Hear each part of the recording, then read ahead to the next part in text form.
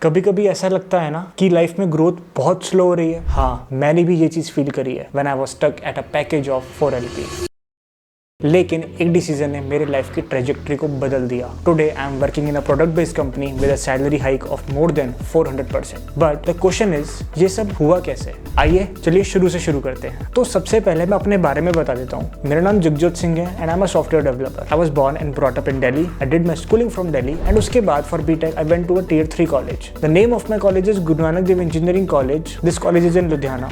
There I pursued BTech in information technology. ये college वैसे तो अच्छा था बट मेरी स्टोरी वहाँ काफ़ी इंटरेस्टिंग रही थी। मैं कोई टॉप परफॉर्मर नहीं था। I was just a very normal student जो कॉलेज जाता था, लेक्चर्स अटेंड करता था, वो भी अटेंडेंस पूरे करने के लिए और पास होने के लिए, और अपनी लाइफ के बारे में भी सोचता था। हाँ, वैसे ही जैसे आप लोग सोचते हो। मेरी लाइफ कुछ ऐसे चल रही थी कि एक सेमेस्टर ओवर होता था एंड दूसरा स्टार्ट हो जाता था एंड पता ही नहीं चलता था कि दूसरा कब ओवर हो गया है। इसी तरीके से ऐसे ही 4 साल निकल गए। बाय द एंड मुझे एक चीज समझ आ गई थी कि अगर कुछ करना है then I have to be very serious. मैं आपको एक बात बताता हूँ, जब हम कॉलेज में होते हैं हम बहुत फन करते हैं एंड मैं तो हॉस्टलर था, तो मेरे हॉस्टल का ग्रुप बहुत ही फन करता था। ये सारा फन एक तरफ है। अगर हम अपने डिग्री के एंड में रिजल्ट नहीं लेकर आते, मतलब अगर हम कोई जॉब नहीं ले पाते, तब ये जो सारा फन है ये एक रिग्रेट की तरह दिखता है। पर यही अगर आप एक जॉब ले लो तो ये सारा फन जो है ये एक गुड मेमोरीज बन जाती है। इसी वजह से मैंने थोड़ा बहुत पढ़ना शुरू किया। मैंने अपने एंड पे एफर्ट्स लगाए and by the end of the year मेरी प्लेसमेंट हो गई TCS में एज अ बैकएंड डेवलपर। यार ऑनेस्टली जब मुझे ऑफर लेटर मिला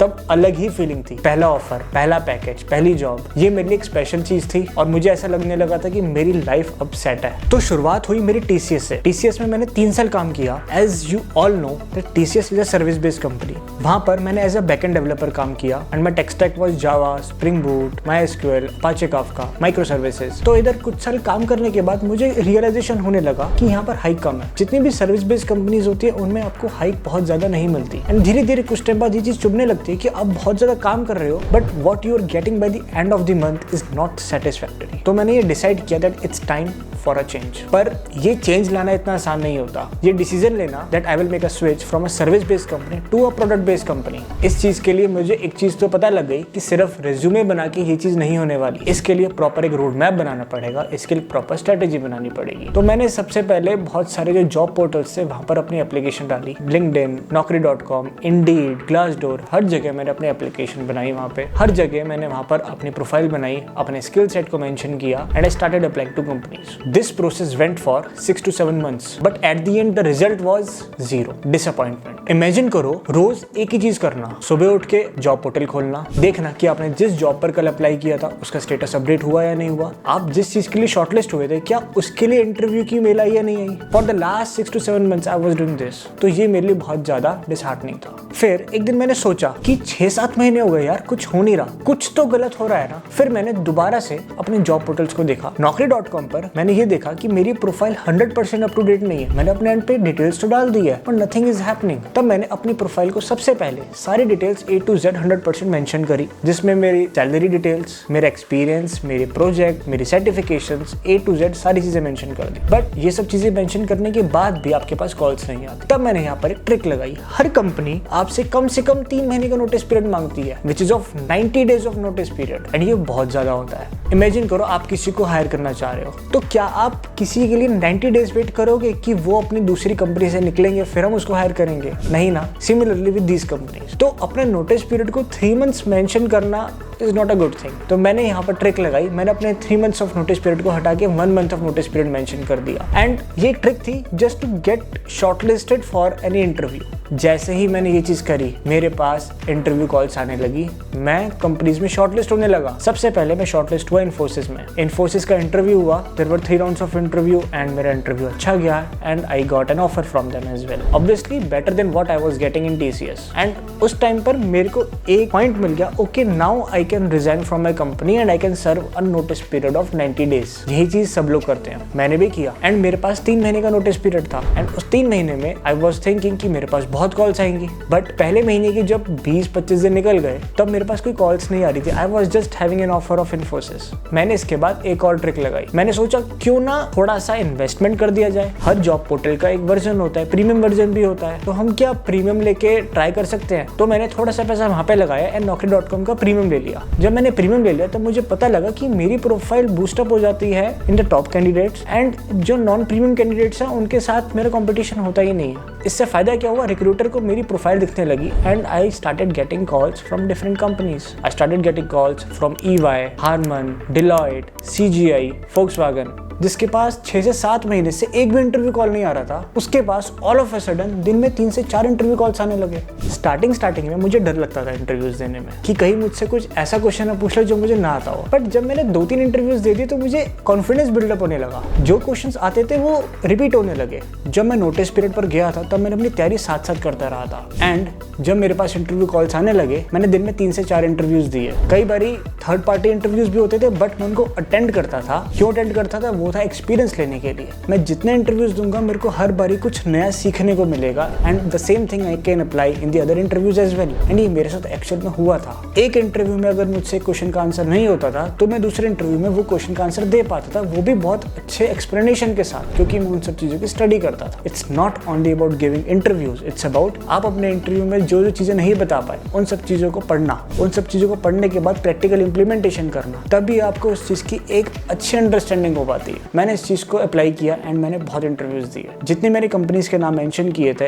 Accenture, EY, Deloitte, Volkswagen, CGI, इन सब के इंटरव्यूज दिए एंड इनमें से कुछ कंपनीज के मेरे पास ऑफर लेटर्स भी आ गए थे। By the end, I was going to join Accenture at a package of 11 LPA. मेरा नोटिस पीरियड खत्म होने वाला था and my joining was scheduled on 24 जून। लेकिन जब मैं Accenture ज्वाइन करने की प्लानिंग कर रहा था तब मेरे साथ एक बहुत बड़ा धमाका हुआ। One day, I got a call from Harman, a subsidiary of Samsung, and they offered me a package of 20 LPA. मैं उस पैकेज को देख के हैरान रह गया। मैं सोच में पड़ गया कि क्या ये चीज़ मुझे ऑफर हो रही है, और वो भी एक प्रोडक्ट बेस्ड कंपनी से ऑफर आया। इतने टाइम की मेहनत करने के बाद आई गॉट दिस ऑफर और मैं बहुत ज़्यादा एक्साइटेड था एंड मुझे लगने लगा था कि आई एम लकी कि मेरी जो मेहनत है वो सारी रंग लेकर आ गई अब। लेकिन सच बात बोलूं तो ये सब आसान नहीं था। मैंने ग्रेजुएशन Tier 3 कॉलेज से करी थी। मैं पढ़ाई में बहुत अमेजिंग नहीं था एंड उसके बाद मैं TCS में गया था जहाँ मैंने 3 साल काम किया। पर वहाँ पर आई रियलाइज्ड अगर कुछ एक्सेप्शनल करना है तो हमको एफर्ट्स भी कुछ एक्सेप्शनली ही करने पड़ेंगे। तो मैंने TCS में रहकर क्या क्या किया था मैं आपको वो बताता हूँ। TCS ज्वाइन करने से पहले मेरे को जावा के बेसिक्स आते थे, बट ज्वाइन करने के बाद मेरा वहाँ पे जो प्रोजेक्ट था उसमें I was supposed to work on spring boot framework. Starting में मेरे को मुश्किल हुई समझने में कि प्रोजेक्ट किस चीज़ के रिगार्डिंग है,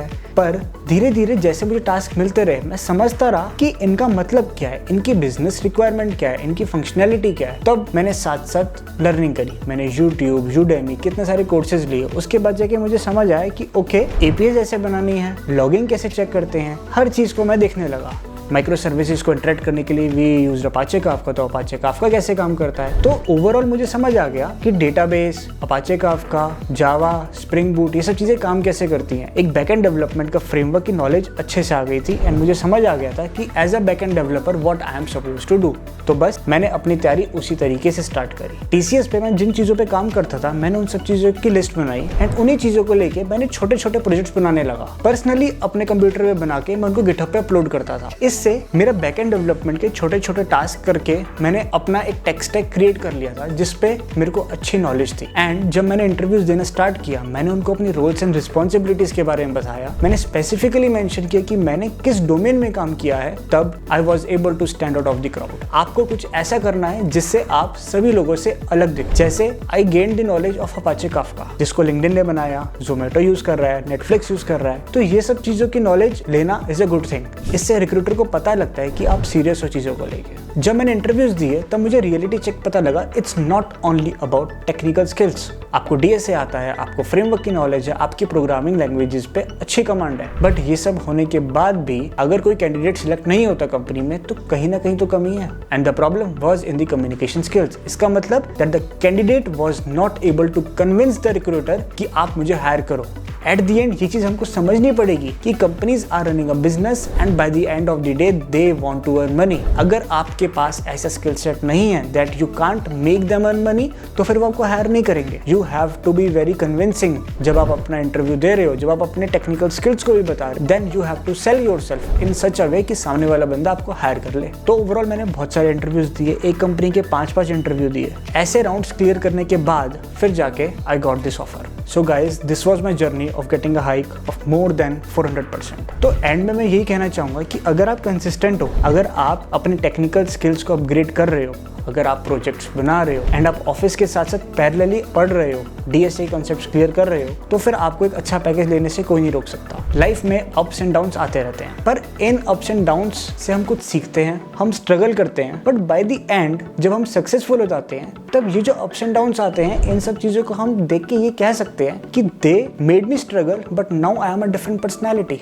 आपका चीज़ों को देखने का नजरिया चेंज हो जाता है इन चीज़ों के बाद, आप उनको एक ग्रोथ माइंडसेट से देखने लग जाते हो। So guys, during this process मेरे माइंड में सिर्फ 3 चीज़ें चलती थी कि मेरे को ये रोज 3 चीज़ें जीतनी है। The first one is physical win, second one is mental win and third one is spiritual win. मैंने इन सब चीज़ों को डिवाइड किया था। फिजिकल विन में I use to focus on my body कि मेरे को फिजिकली फिट रहना है, and second one was the mental win. Mental win में मैं ये डिसाइड करता था कि मेरे को दिन में क्या क्या चीज़ें करनी है, क्या क्या चीज़ें मैंने डिवाइड करी है, मेरे टास्क क्या हैं, मेरे कितने क्वेश्चंस करने हैं, एंड साथ के साथ ये भी डिसाइड करता था कि मेरे को प्रेशर कैसे हैंडल करना है, क्योंकि ड्यूरिंग दिस प्रोसेस आप बहुत सारी चीज़ें सोचते हो, you over think a lot. And third one was the spiritual win कि मेरे को स्पिरिचुअली किस तरीके से कनेक्ट करना है, what I have to do. तो अगर आप दिन में ये 3 चीज़ें जीत जाते हो, then your day is successful, and रोज इस चीज़ को फॉलो करके by the end of the day you can get something good. For those who are at a stage जहाँ से मैं गुजरा हूँ, guys I understand कि आप किस फेज से निकल रहे हो। आप एक सर्विस बेस्ड कंपनी में हो जहाँ पर आपको हाइक्स बहुत अच्छे नहीं मिल रहे, एंड आप एक स्विच करना चाह रहे हो बट आपके पास कॉल्स नहीं आ रहे। पर इसका एक ही सॉल्यूशन है, वो है कि आप कंसिस्टेंट एफर्ट करते रहो। अब अपने स्किल सेट को वीक मत होने दो, क्योंकि कब कॉल आ जाए कुछ नहीं पता होता। आपको कॉल आए, आपका नेक्स्ट डे इंटरव्यू है, बट नेक्स्ट डे अगर आप टेक्निकली प्रिपेयर नहीं हो तो इंटरव्यू भी क्लियर नहीं होगा। खुद को स्किलफुल बनाओ, अपने टेक्निकल सेट को परफेक्ट रखो, एंड जैसे ही आप शॉर्टलिस्ट होते हो, गिवन इंटरव्यू, उसको क्रैक करना है किसी भी हालत में, ताकि you can go on your notice period which is considered as the golden period. So guys, that's all from my side. अगर आपको वीडियो पसंद आई हो, like it, share it, subscribe it, and comment section is open for you. You can ask any question you want, I will be very happy to guide you all. Thank you so much. ठोक के coding करते रहो।